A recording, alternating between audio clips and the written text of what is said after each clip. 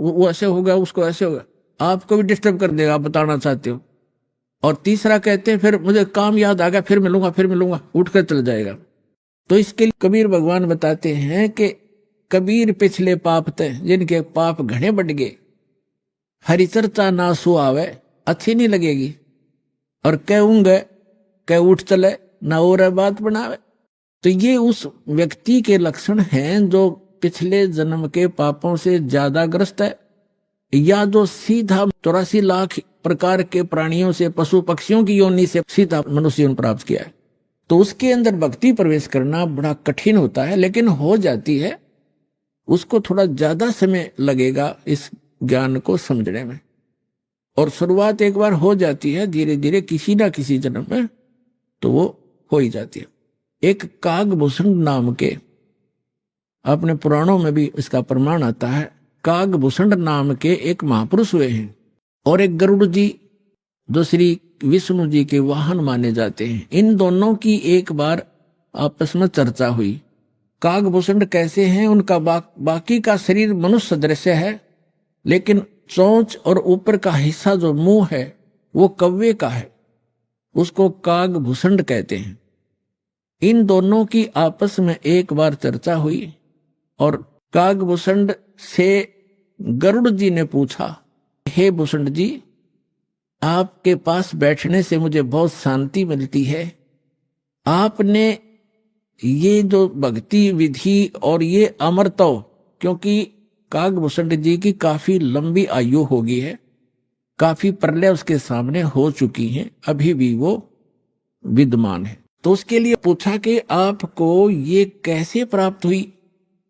तब कागभूषण ने कहा कि एक लंबी कहानी है गुरुड़ जी। मैं एक बार 20 वर्ष की उम्र थी मेरी, और एक भयंकर अकाल गिर गया। हम भाई बहन थे, मेरे से छोटे मेरे भाई बहन थे। उस अकाल के दौरान वो भूख सहन नहीं कर सके, उनकी मृत्यु होगी, मेरे माता पिता की भी मृत्यु होगी, वो भी भूख सहन नहीं कर सके। मैं युवा था, जिस कारण से मैं उस अकाल को झेल कर माता पिता और परिवार के नाश होने के बाद उस क्षेत्र को छोड़कर मैं अवंतिका नगरी में चला गया। वहां अकाल नहीं था। उससे पहले मेरे असंख्य जन्म चले गए, मनुष्य जीवन मैंने बर्बाद कर दिए, कभी मैंने भक्ति नहीं की, क्योंकि वो पिछले जन्म मुझे अब मेरी दिव्य दृष्टि खुल जाने से नजर आ रहे हैं कि पिछले मानव शरीर मैंने कैसे बर्बाद किए थे। तो बता रहा कि पिछले जन्म मैंने बहुत नाश कर दिए, और एक जन्म जो मेरा हुआ, माता पिता मर गए भूख से तड़प कर, मेरे भाई बहन मर गए भूख से तड़प कर। कैसा, ऐसी खिली फुलवाड़ी थी हमारे घर की, सारे भाई बहन खुशी खुशी रहते थे, और एक वर्ष में ऐसी जुल्म गिर गया, ऐसा कहर टूट गया, हमारा नाश हो गया। मैं सोचने पर विवश हो गया कि ये क्या जीवन है। कल तक हम कैसे खुशी मंगल से रहते थे, प्यार करते थे, कहाँ गए आज मैं टक्कर मार लिया, रो लिया, सारा कुछ कर लिया, वो मिल नहीं रही। ये खाक जीवन है, कहाँ रह रहा हूं मैं। ऐसे करते करते एक मंदिर के अंदर एक पंडित जी, भगवान शिव का पुजारी था, मैं वहां चला गया, उसको अपना दुख रोया। दयालु था ब्राह्मण, मुझे सीने से लगाया और कहा, बेटा यहाँ तो ऐसे ही कहर गिरते हैं, आप भक्ति कर लो, स्वर्ग में चले जाओगे, वहां दुख नहीं है। ब्राह्मण को ज्ञान स्वर्ग तक का ही था, और कहा, बेटा तुम दीक्षा ले, दीक्षा गुरु बनाए बगैर मोक्ष नहीं होता। अब कागभूषण बता रहा है कि मेरे इतने पाप थे, पापी के पिछले जन्म जन्म के कभी भक्ति शुरू नहीं करी थी। मेरे अंदर भक्ति प्रवेश करने में 6 महीने लग गए, लगातार संत के साथ रहने में। अब 6 महीने तक मैं मंदिर में रहा, रोज उनकी कथा सुनता, वचन सुनता, पर नाम लेने की इच्छा कभी मैंने व्यक्त नहीं की। गुरुजी कहते, महात्मा जी के बेटा दीक्षा ले ले। मैं कान्ना पे कह टाल जाता, ना हाँ कहता ना कहता। और दीक्षा उसी को प्रफुल्लित होती है जो सब इच्छा से अपनी लगन से प्राप्त करता। जबरदस्ती दिया हुआ नाम काम नहीं करता। तो उस पंडित जी ने इसलिए उसको जोर नहीं दिया। 6 महीने के बाद कहता, लगातार सत्संग सुनने के बाद मुझ पापी के कुछ पाप नरम हुए, और तब मैंने दीक्षा प्राप्त की। दीक्षा प्राप्त करके कुछ दिनों के बाद फिर मेरे अंदर एक बकवाद भागी, जो गुरुजी कथा सुनाया करते हो मुझे भी याद होगी। मैं युवा था, गुरु जी वृद्ध हो गए थे, मेरी आवाज में कसक थी। जितने भी श्रोता थे अब मेरी तरफ आकर्षित हो गए और कहने लगे, हो आप तो गुरु जी से भी बढ़िया ज्ञान सुनाते हो। अपने आत्माओं यहाँ मार खाता प्राणी, इस ज्ञान को सुनकर कोई वक्ता बन बैठेगा, 10 उसके प्रशंसक हो जाएंगे, वो भी अपना नाश जीवन करेगा। अब ज्ञान पुराणों का था, बढ़िया और घटिया क्या हो गया उसमें, गुरु जी से बढ़िया सुनाने लग गया वो। तो यहाँ मार खाते श्रोता भी और वो भक्त भी मार खाते, मान बढ़ाई छा जाती है, सबसे बड़ी दुश्मन है जीव की। एक दिन मैं बैठा था, कथा कर रहा था, श्रोता बैठे थे, गुरुजी आए मंदिर में अपने घर से।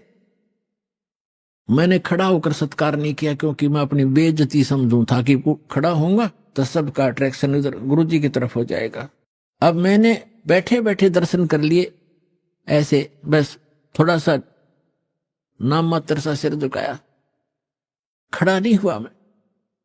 अब गुरुजी तो आए थे, अपना लगे पूजा पाठ करने मंदिर में, एक कोने में बैठकर आकाशवाणी हुई मंदिर में, कह रहे दुष्ट, तूने अपने गुरु का अनादर किया है, तुझे 1 लाख वर्ष के लिए नरक में डालता हूं। भगवान शिव की आकाशवाणी भी, क्योंकि ब्राह्मण शिव का पुजारी था। अब वो आकाशवाणी सुन ली गुरुजी ने। उसने कहा, रे बेटा भूषण, उसका नाम कुछ और था उसमें, बेटा भगवान क्यों नाराज हो गया तेरे से? गुरुजी ने नहीं ध्यान दिया कि इसने मेरा आदर किया या अनादर किया। संत के विषय में एक वाणी कही है गरीबदास साहिब जी ने कि आदर अनादर करो क्यों ना कोई, मम संत शरण जगत जान छोई। अब संत ये नहीं देखते आदर अनादर को, लेकिन शिष्य को हानि घनी हो जाती है जो आदर नहीं करता है, नियमित नहीं रहता। तो गुरु ने पूछा, बेटा क्या गलती करती, भगवान आपसे क्यों रुष्ट हो गए? अक्षमा याचना कर, दयालु है भगवान, माफ कर देंगे तेरे को। और खुद भी अर्ज की, हे भगवान बच्चा है आपका, गलती होगी, बालक है, अक्षमा करो।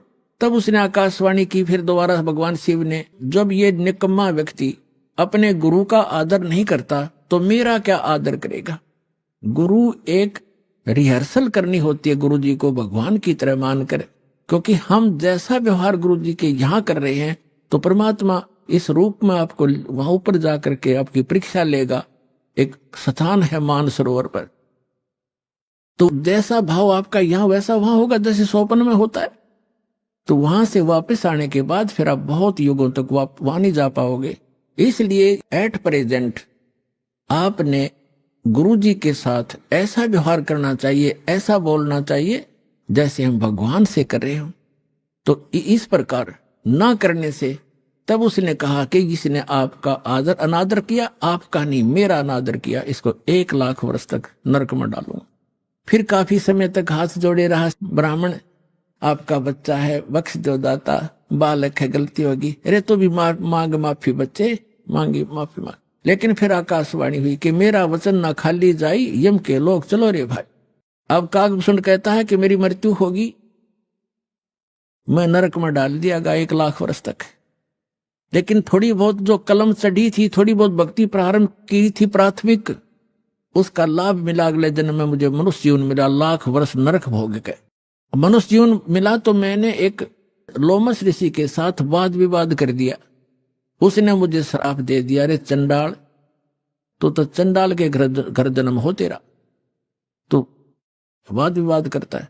तो कागभूषण कहता है कि गुरु जी मैंने दुख नहीं माना संत के उस कुवचन का, और उसने श्राप दे दिया। मैंने हाथ जोड़कर ये कहा कि हे महर्षि जी, दास पर गलती बन गई, मैं नीच व्यक्ति हूं, मैं कर्महीन हूं, तभी तो ऐसी भाषा में आपके सामने बोल गया, मेरा दुर्भाग्य था।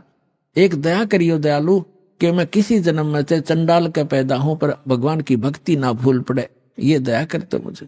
तो ये आशीर्वाद दे दिया लोमस ऋषि ने। तो सारी कथा बताता है कि फिर मैं क्या हुआ, एक काग के घर जन्म हुआ मेरा। जैसे ब्रह्मा जी हैं, इनका हंस वाहन है, और हंस के साथ एक हंसनी कंपलसरी होती है। तो ब्रह्मा की जो पत्नी सावित्री है, वो हंसनी जब ऋतु पर आई, यानी गर्भवती होने की स्थिति में आई ऋतु पर, तो काग चंड के पास ले गई, कौवा के देवलोक में।